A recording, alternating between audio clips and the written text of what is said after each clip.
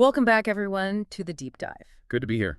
Today, we're really digging into a pivotal moment. We're looking at the analysis around that big televised speech President Putin gave back in mid-March. That's right. And it wasn't just about justifying current actions, was it? No, not at all. It laid out this whole systematic response to Western sanctions. But more than that, it was framed as this, well, declaration against the entire global order. Exactly. The sources we're looking at position this as more than just a conflict analysis. They see it as Russia basically announcing a kind of revolution against the post-Cold War system. The system dominated by the West since, what, 91? Precisely. And the claim being made, according to these analyses, is that its time is up. Okay, so that's our mission today. Let's unpack this. Yeah. We need to look at the specific reasons Russia gave, the justifications. The self-defense angle. Yeah. Then, importantly, pivot to the economic side, the evidence they presented or that analysts saw for this claim that Western dominance is, well, ending. And then the financial and information warfare aspects. Yeah. It's a complex picture. Definitely. And what it all means for the geopolitical future, especially for other major powers. Right. So where do we start? Yeah. It's the justification. Let's start right there. The sources say Russia needed to establish this unavoidable self-defense narrative. It seems to rest on three main pillars. Yeah. First, this idea of countering what they termed genocide and terrorist attacks in the Donbas region, going back years to 2014. Right. Framing the military action as a response, a counterattack to that long-running situation. And it's interesting, the sources we looked at really emphasize how hard it is to independently verify these claims from the outside. Well, yeah.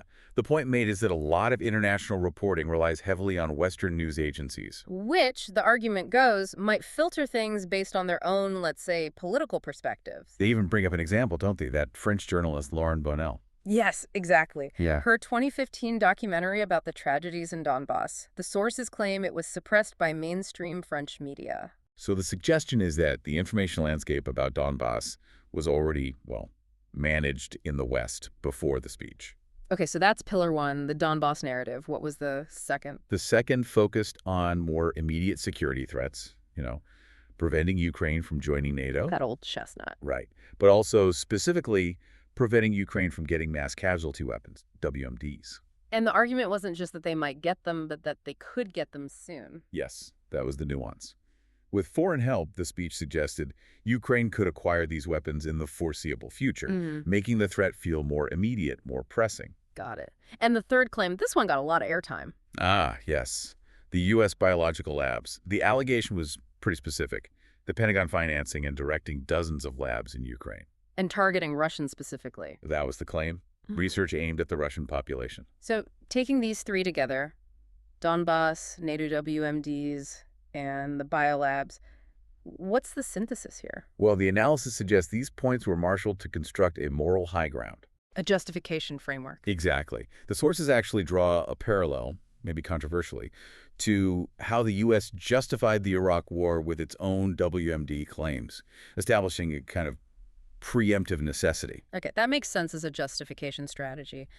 But the leap from that to declaring the end of the entire Western-led world order, that feels like a huge jump. How did the analysis connect those dots? That's really the core insight the sources pulled from the speech. Yeah. Putin didn't just justify the operation. He explicitly said, these events have already announced the end of the dominant position of Western countries in the global political and economic system. Wow, okay. And the proof wasn't military success at that point, it was? The reaction to the sanctions. That was the immediate evidence cited. Who complied, and more importantly, who didn't. And the numbers there are pretty striking, according to the analysis. They really are. Sanctions were basically only supported by the traditional U.S. allies, the G7, Australia, etc. But the big players, the major developing nations. They didn't comply.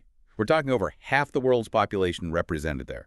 The BRICS nations, China, India, Brazil, South Africa. Plus others like Indonesia, Egypt, Nigeria, Mexico. Exactly.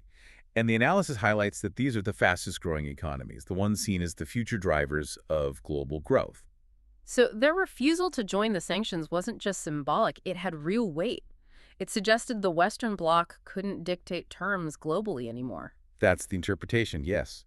It fundamentally challenged the idea of a unified Western economic power base being able to enforce its will. And Russia acted on this interpretation immediately. Apparently so. The sources mention Russia actively opening its markets to China on a scale not seen before. Aiming for what they called leapfrog development in trade. Yeah, signaling a clear pivot towards China as a key partner in this emerging multipolar world they envision. Okay, so the speech moved from defense justifications to this massive geopolitical claim backed by the sanctions response. But then it went further, didn't it? Into a critique of the Western system itself. It really did. A pretty scathing critique, broken down in the analysis into three main areas. Which were? First, the empire of lies, the information sphere. Second, the Western model, the social and political system. And third, maybe the most impactful, financial hegemony. Let's take those one by one. The empire of lies. What does that refer to? Basically an attack on Western media and global social media platforms. The claim was that they've engaged in an unprecedented information war. Characterizing them as having fallen into extreme degradation. Yes, and being widely seen both at home and abroad as pushing a unified narrative, essentially fake news, a pretty direct assault on their credibility. Okay, then the critique of the Western model. This focused inward, on the West itself, pointing to worsening social problems, inequality, ethnic and racial conflicts, social decay. The argument being that the myth of the prosperous, stable Western welfare society is crumbling. That seems to be the gist, that the system isn't delivering for its own people and is showing deep cracks from within. All right, but you said the financial critique, the financial hegemony part, was perhaps the most system-altering. Yes, according to the sources, this is where the most profound impact occurred. It centers on the West's reaction, specifically the financial sanctions. The scale was massive, wasn't it? Freezing something like $300 billion of the Russian central bank's reserves. Exactly. That plus seizing assets of individuals, cutting banks off from SWIFT. And that extraordinary step of essentially declaring Russian-held U.S. debt invalid, calling the U.S. a deadbeat. That was a really provocative framing, and the analysis we reviewed highlights a quote, I think attributed to Medvedev. The former Russian president. Right. He argued that by doing this, especially freezing central bank reserves and even talking about nationalizing private assets, the West basically threw out its own rule book. Abandoning the core capitalist principle of sacred private property. Precisely.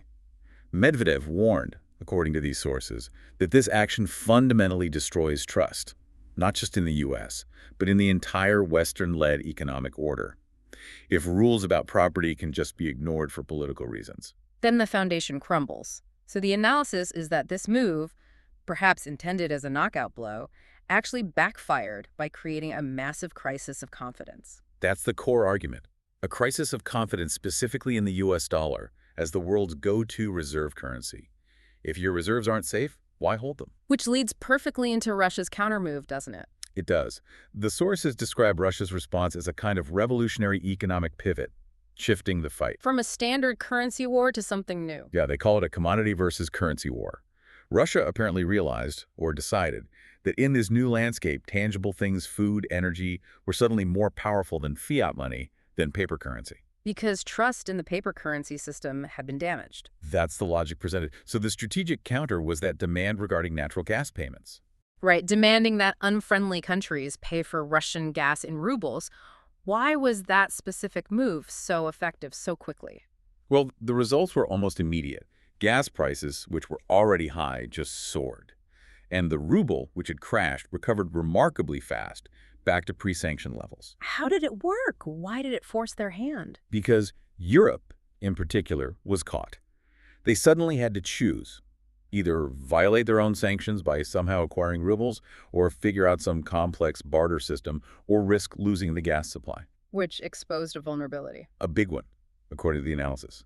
It highlighted Europe's, well, lack of structural sovereignty, its dependence on U.S. policy dictates, even when it hurt them directly. Leading to immediate problems like energy price spikes, runaway inflation, economic slowdowns. All those things hitting European economies hard. It demonstrated that Russia's real leverage wasn't in finance, but in the actual stuff itself. And this ties into broader global trends. Absolutely. The sources argue this whole episode massively accelerated existing trends towards de-dollarization.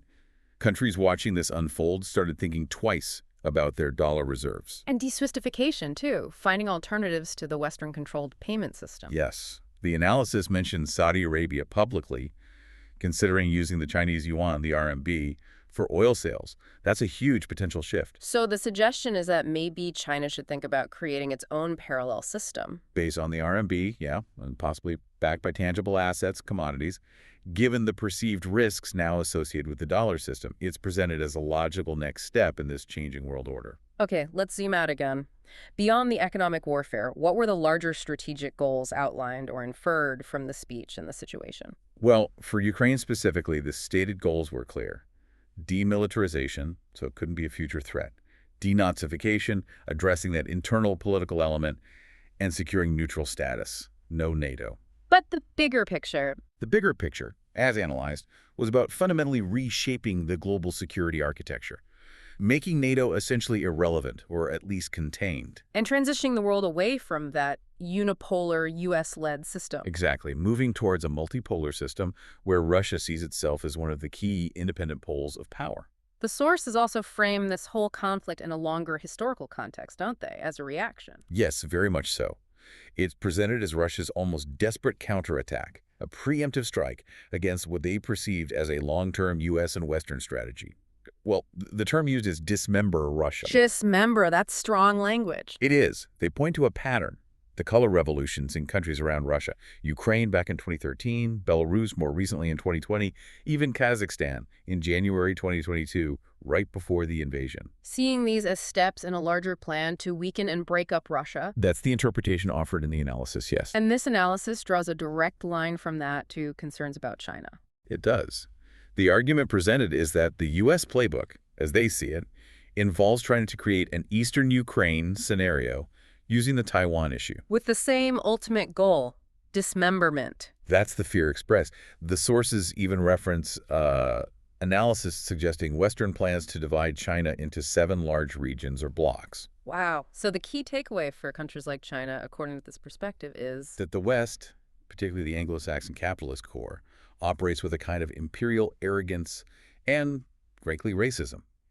And that when its dominance is challenged, it has no bottom line. It will use any means necessary. Implying that economic norms, international law, property rights, they're all secondary to maintaining power. That's the stark warning conveyed in the analysis. Trust is gone, the gloves are off. There's one final point mentioned about Russia's internal situation, sort of a lingering issue from the Soviet collapse. Yes, the ideological vacuum.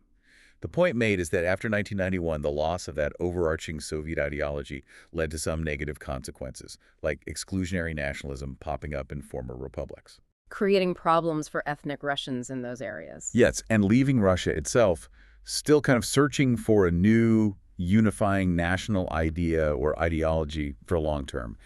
A vulnerability, perhaps. Okay, so let's try to synthesize all this.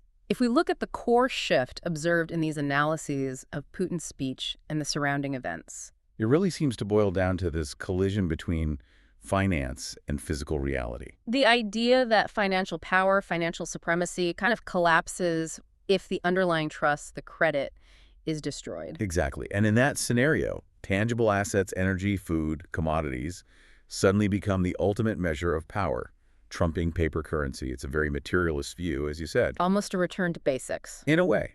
And looking at it historically, the analysis suggests the West might have played its strongest cards, the ultimate financial sanctions, the information war full blast too early. By going for maximal pressure immediately, they didn't leave room for escalation.